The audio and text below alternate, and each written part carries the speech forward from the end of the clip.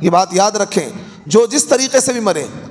ہاں یہ الگ بات ہے، وہی والی بات کہ یہ جسم اللہ کی امانت ہے. اگر کسی نے پھانسی کے پھندے پہ جھول کر اپنے آپ کو مار لیا، کسی نے گولی سے اپنے آپ کو مار لیا، زہر سے اپنے آپ کو مار لیا، جلا کر مار لیا، تو اس کا حساب و کتاب دینا پڑے گا کہ تو نے اپنے آپ پر موت کیوں طاری کری.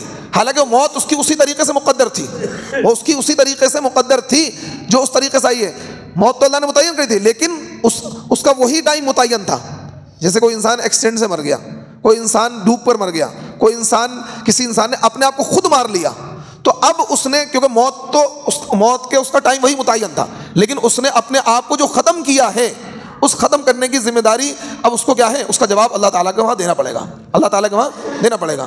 تو موت وَلَن يُؤَخِّرَ اللَّهُ نَفْسًا إِذَا جَاءَ أَجَلُهَا وَاللَّهُ خَبِيرٌ بِمَا تَعْمَلُونَ، کہ ہرگز کسی بھی انسان کی موت کو ایک سیکنڈ، ایک لمحے کے لیے بھی مؤخر نہیں کیا جا سکتا ہے، آگے پیچھے نہیں کیا جا سکتا ہے.